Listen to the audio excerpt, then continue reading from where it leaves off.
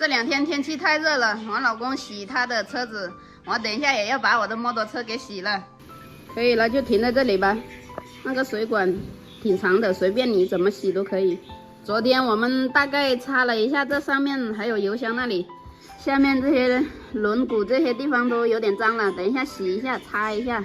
我洗摩托车，我不敢拿水冲，我怕拿水冲的话，我怕容易弄到哪里短路，所以我还是用手擦，擦得好一点，那样子也保险一点。车子是你们男人最爱的宝贝，是不是？是不是很心疼你这个大宝贝？那更心疼你。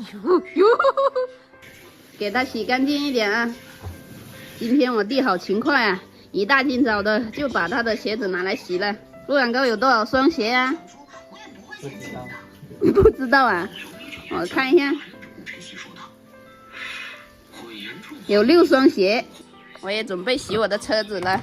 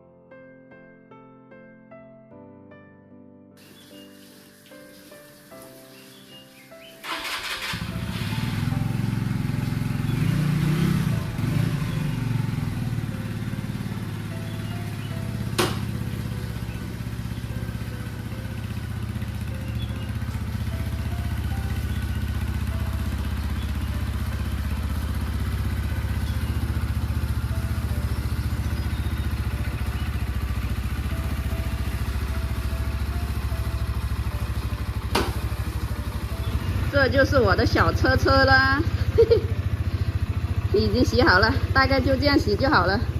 反正我洗车我不喜欢用水浇，我怕浇到哪里短路了。上次我老爸帮我洗掉那个洗坏那个火花塞了。也有很多人建议是用手擦手洗好一点，因为用那个水喷的话，它有些水它喷到那些比较短路的地方，怕容易弄坏车子嘛。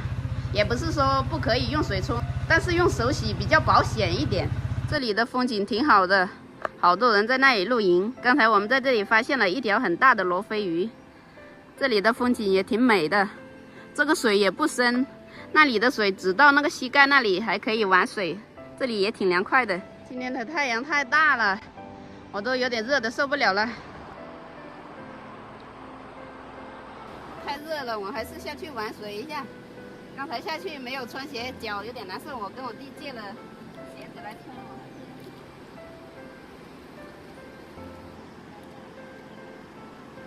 我们刚才在上面那里没钓到，所以我们又下来换这个地方，这边的水深一点，在这里试一下。我们来这里那么久，才钓了一条这个小小的鱼，应该是草鱼，钓得到吗？钓不到我们就回去吧。天也快黑了，钓了这么久，我们也没钓到，准备回去了。那我们要去县城里面，你们自己回去了啊。